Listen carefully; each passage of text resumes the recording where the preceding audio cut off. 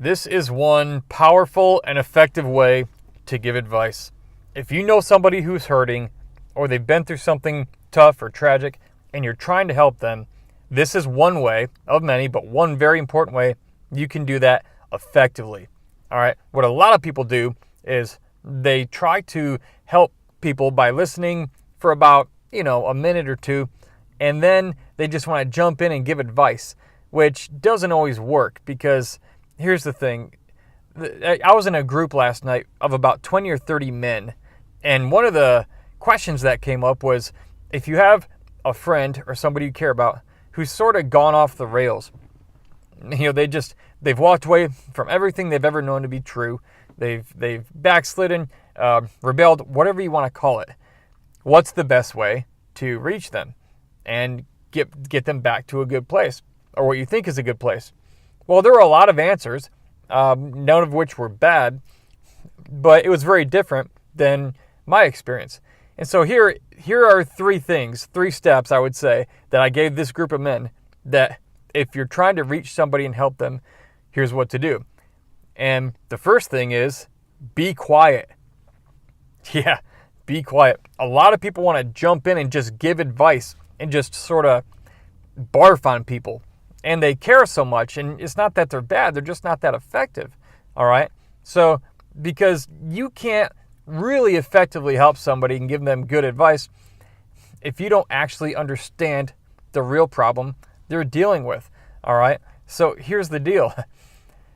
You don't want a surface level answer to give to this person.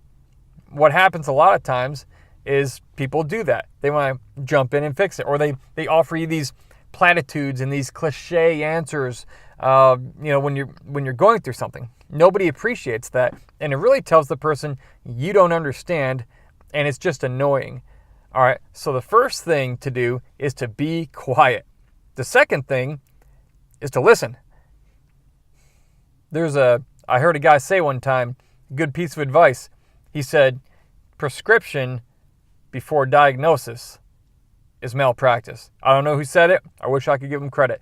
But he said prescription before diagnosis is malpractice. Can you imagine if you went to the doctor and he just said, hey, how you doing?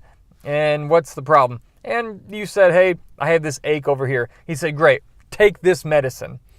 Now, over here, there could be a number of different organs and problems. He didn't take time to diagnose it. So therefore, he just threw something at you without really understanding what the real, actual, specific root problem is.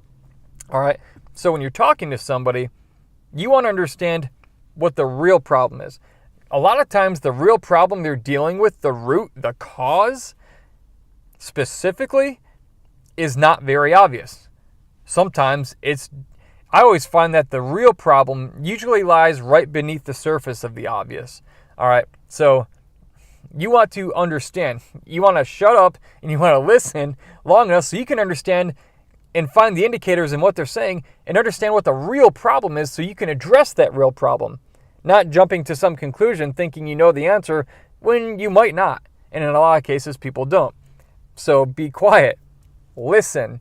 Then, the third piece, advise and respond. Advise if you have advice that's helpful. If you don't, guess what? Just say, that must be really hard. I don't have an answer for you. I can't tell you what a relief it is when somebody wants to give advice to me, but then they say that. I trust that person. I trust they have a good heart and they're intelligent. All right? But even though they might not have advice, they might respond in a certain way. They might say, hey, but I know this other person who could really help you with that. Or whatever. So if you don't have a piece of advice, don't feel the need to fill the gap or the vacuum and create one.